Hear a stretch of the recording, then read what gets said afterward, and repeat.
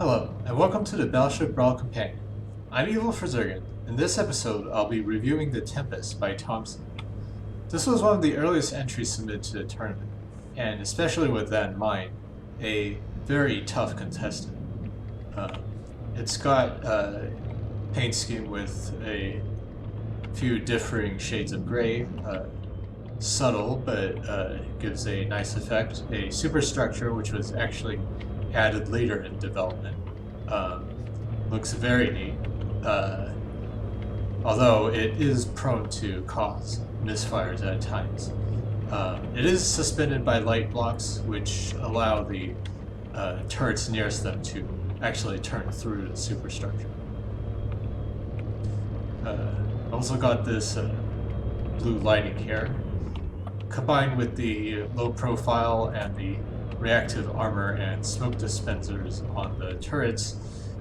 It gives it a very modern or near future look. Kind of like what you would see on a main battle tank. I've got the engines spooled up to full. We're making about 18.5 meters per second, which is actually slightly above average. You might not have guessed it based on the ship's fairly broad beam, but I mean, this is well above the average speed for this tournament. If I make a turret here, turret rate is also pretty good at over 5.5 degrees per second. This is all thanks to, well, we've got two front rudders, if I can actually find them. They're about at the waterline level. And three rudders in the back, with two a bit further out. And a bunch of propellers. Some of them are actually shrouded in this thing here. Again, note that only the center block of each propeller has to be free. The rest can be freely overlapped using other propellers or metal, as in this case. Next is protection. We've got a very intricate armor here. The outside is a couple layers of metal, and then inside we have some more metal, heavy armor beams,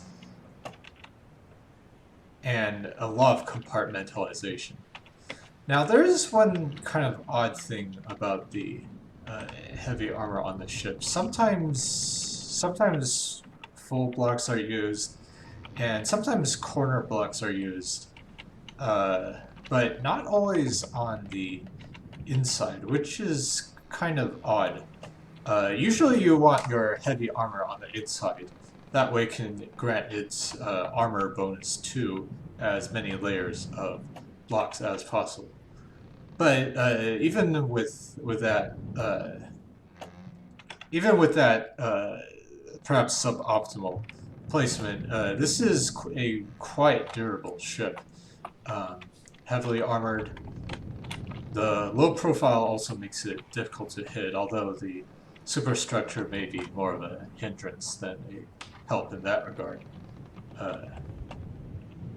The large size of the turrets is likely also going to be a liability. See that while there is some armor mounted on the turret itself, the neck is not armored. But at least the turret is sloped, which means that which will reduce the area in which a side hit will cause the turret head to be popped off.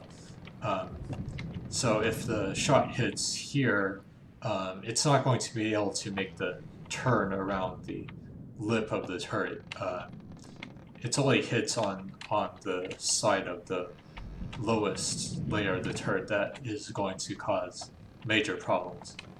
On the other hand, I mean, hits are going to probably destroy a lot of the barrels, so yeah, these, I mean, it's the somewhat unreasonable disadvantages of having large, heavily armored turrets. Other parts of durability, we've got plenty of repair bots buried in the deck. Ammo is scattered throughout the hull, especially the keel, so no worries about losing all of that or having it blow up in one huge conflagration. Let's see, got a few AIs. Again, many small compartments with air pumps. So this is not going to be an easy ship to sink, although it may. I mean, we've seen it. It was too many of its weapons got disabled in many of its battles for it to do as well as it might have, especially its final battle with the Achilles. Now let's talk about the weaponry. It's got a pretty healthy number of guns at 14. We've got a mixed centerline battery. The front guns are pure explosive and decently well constructed. The internals, most on average, probably throughout this ship, we've got I'd say probably about 3 on average autoloaders per explosive box. Could be done better, but not a slouch by any means. Provisioning is quite decent. These twin centerline battery guns, 10 ammunition boxes, 34 explosive material boxes. Not bad at all. On the aft side, we've got single turrets of the maximum gauge, 2,000 millimeters. These fire these time after impact fused cannons, and are quite well constructed. 19 boxes of ammunition and 54 explosive 34.5 hardening is a quite good load for a large cannon. On the wings here we have the secondaries, 1,000 millimeters with pure explosive and a good amount of ammunition. So the guns themselves are pretty well constructed. So overall, this ship offers good performance in all areas: speed, maneuverability, firepower, and protection. And accordingly, it got quite far in the tournament before being eliminated by the Achilles.